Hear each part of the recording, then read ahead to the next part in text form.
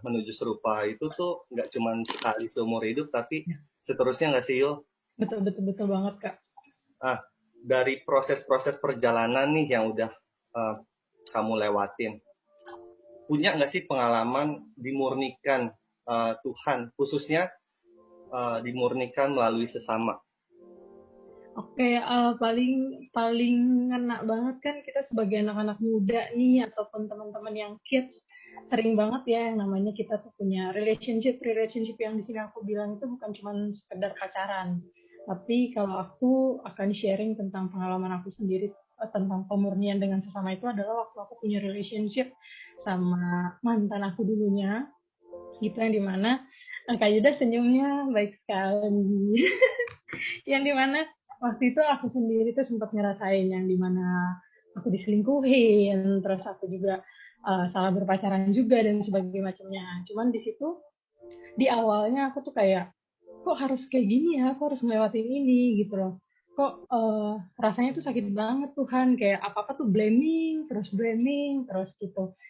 Dan terutama ngomongin pemurnian, di situ sih aku paling nemu aku di proses pemurnian dengan sesama ya di situ gitu loh. Even itu mungkin kalau bisa kita bilang itu momen paling gak enaknya aku gitu kan, udah salah pacaran diselingkuhin gitu ya kan.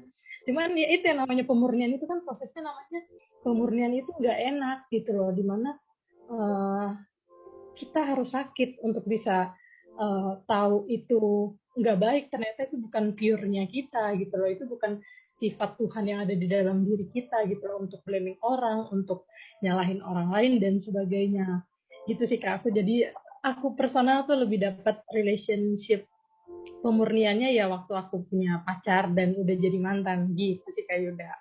Oh gitu ya, bersyukur kepada mantan yang menjadikan Betul. Yuli sampai detik ini gitu ya. Iya betul. Mantan emang ya terbaik. Nah, Yul, apa Ya, namanya? Dari tadi yang kamu cerita juga kan, kamu sadar nih kayak ini sakit banget gitu. Dan aku ingat gitu, terkadang kita diizinin ketemu sama orang ya untuk jadi pembelajaran hidup juga pastinya ya Yul ya. ya, ya. Karena Pastor Riko sempat bahas terkadang dia diizinkan untuk hadir dalam hubungan ini bukan untuk jadi pasangan hidup, Iya, tapi untuk jadi pembelajaran hidup. iya betul. Amin. Aduh, ya udah, yuk. Nah, Yul, kan tadi kamu juga udah cerita nih tentang uh, hubungan tentang mantan kamu juga dan menjadikan kamu sampai detik ini jadi pelayanan, jadi Ya. luar biasa banget. Dan ada step-step atau hal-hal yang kamu butuhin gak sih ketika masuk dalam pemurnian yang Tuhan izinin itu, Yul?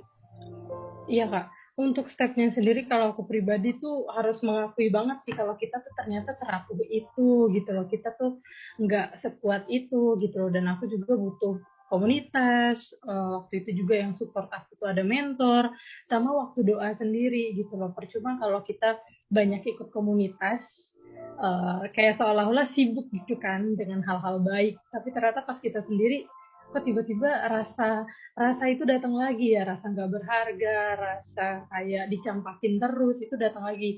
That's why itu sih Kak yang paling hal-hal yang aku butuhin itu tadi, ada komunitas, terbuka sama Tuhan itu sendiri, terus butuh waktu doa dan mentor. Itu sih Kak Yud. Jadi apa namanya? Memang kita balik lagi nggak bisa sendirian ya. Ya. Dan maksudnya ketika kamu ngalamin contoh ketika kamu lagi diproses di mantan kamu sendiri ya Yul, diselingkuhin tadi kamu bilang, dan kamu penuh dengan blaming juga. Ya. Terus uh, kamu malah larinya ke komunitas ya, nggak pakai pemikiran kamu sendiri, menyendiri dengan pemikiran kamu sendiri ya Yul ya.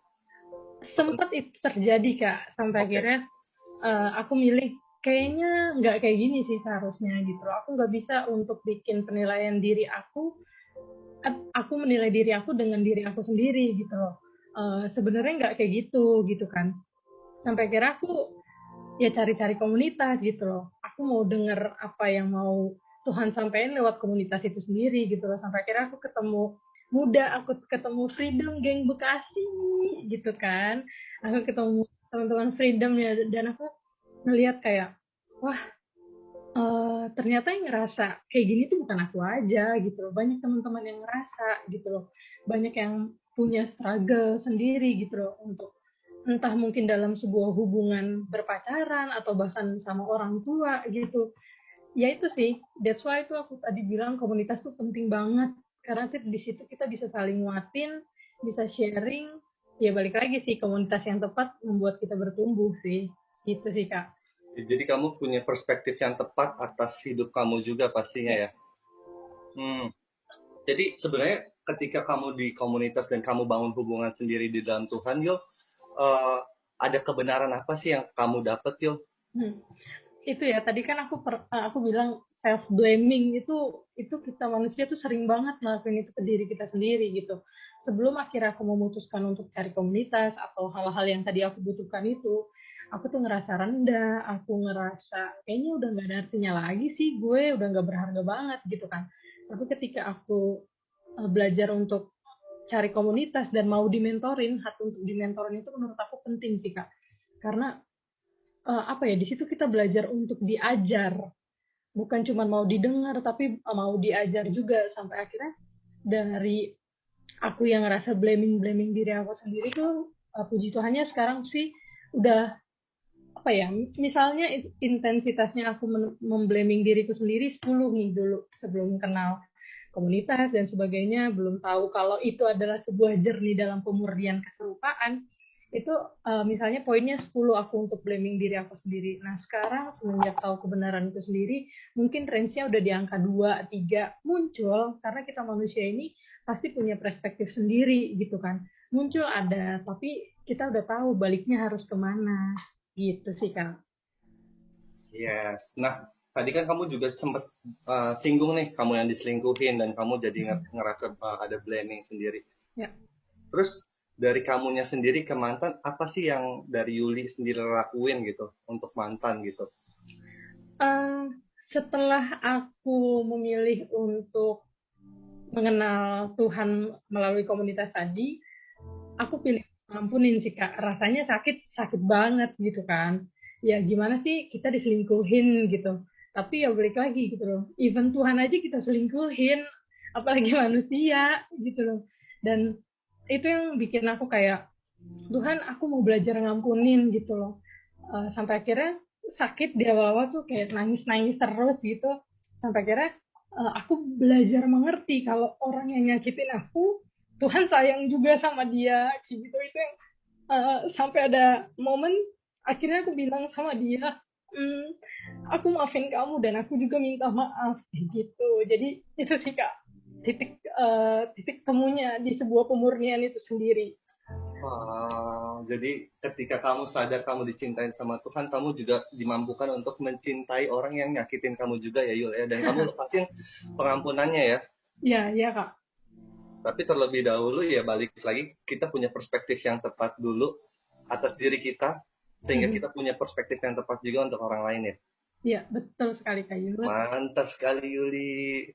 Jangan ketawa gitu dong. Aku sudah yang tuh. Aduh.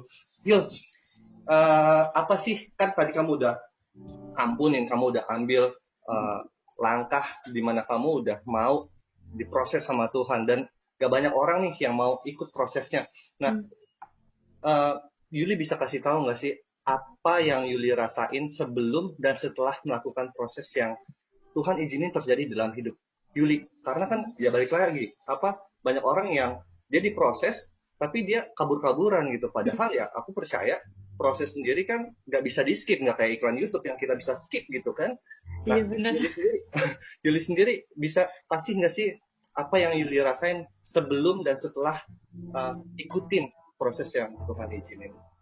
Iya, untuk ikutin proses yang Tuhan izinin terjadi itu, satu, kalau aku sih, eh apa ya, kalau kita lari, nanti stepnya ya di situ-situ lagi aja gitu loh. Nanti kita nggak akan bertumbuh, jadi kayak stuck aja di situ sampai akhirnya nanti mungkin ketemu masalah itu lagi, terus kita nanya, Tuhan kenapa ini lagi ya? Nah, padahal kan kitanya gitu loh yang nggak mau diajar, kitanya tuh yang nggak mau nurut kayak gitu. Jadi kalau aku sih sakit, emang namanya juga diproses gitu loh. Kayak kita mau naik-naikan kelas aja tuh ada ujiannya gitu. Jadi nikmatin aja gitu loh. Kalau misalnya memang harus remet, ya udah remet lagi gitu loh sampai akhirnya kalau kita lulus dan kita kayak bangga gitu loh sama diri kita sendiri, ternyata kita bisa lewatin, dan bukan cuman karena kita bisa lewatin sendiri tapi Tuhan juga yang berdiri gitu sih Kak. Jadi emang Tuhan yang memampukan Ya, kamu juga pastinya ya. Dan aku iya ingat benar Kak. satu statement juga dari Pastor Ferry Felani ya waktu itu. Orang yang mau didewasakan Tuhan jangan mendewakan perasaan. Jadi Ya, ya balik lagi ya, proses nggak enak, proses sakit, tapi balik lagi ketika kita tahu proses dengan tujuan untuk membuat kita semakin serupa sama Tuhan, pastinya kita tetap ikutin ya apa yang emang Tuhan izinin, sekalipun nggak enak, meskipun berdarah-darah ya Yul ya. ya Diselingkuhin benar. kan nggak enak ya. Iya Kak, kayaknya sama nih. Sama ya. Oke, Yul, terakhir Yul, untuk teman-teman semua yang ada di Zoom ataupun di YouTube yang lagi streaming juga, bisa nggak sih Yuli kasih satu encouragement sebelum kita masuk ke doa dan menyembah Tuhan? Oke, aku mau encourage teman-teman kalian itu biji matanya Tuhan. Kita itu disayang banget sama Tuhan. Mau kejadian kamu itu gak enak banget atau apa yang lagi kamu alamin sekarang itu adalah sebuah keputusan dari hal-hal yang lalu kamu harus lewatin. Aku cuma bilang ikutin aja prosesnya dan gak perlu takut untuk datang sama Tuhan untuk bilang Tuhan ini apa yang harus gue lakuin meskipun kita tahu itu kita salahnya kita gitu loh, cuman tetap datang sama Tuhan karena ya balik lagi yang dibutuhin jiwanya kamu itu ya Tuhan itu sendiri. So semangat terus buat teman-teman, apalagi lagi fase kayak gini, fase di permurnian, entah itu dari kerjaan atau hubungan kamu sama orang tua atau hubungan kamu dengan pasangan. Percaya bahwa itu dalam doa, bahwa itu dalam Tuhan, supaya dalam setiap apapun yang lagi kamu kerjain, di situ juga ada Tuhan yang bantu kamu untuk bisa kerjain. Gitu sih Kak Yuda. Amin, thank you Yuli. Sama-sama. Karena aku percaya di luar Tuhan kita tuh nggak mampu sama sekali ya, termasuk Ya, untuk lewatin setiap proses yang emang nggak enak banget gitu. Jadi ya, emang sadarin apa ya, perspektifnya Tuhan atas hidup kita, dan baiknya Tuhan adalah dia menempatkan kita dengan orang-orang yang bisa ngebangun hidup kita pastinya ya, sehingga kita bisa melihat dengan cara pandang Tuhan dengan tepat.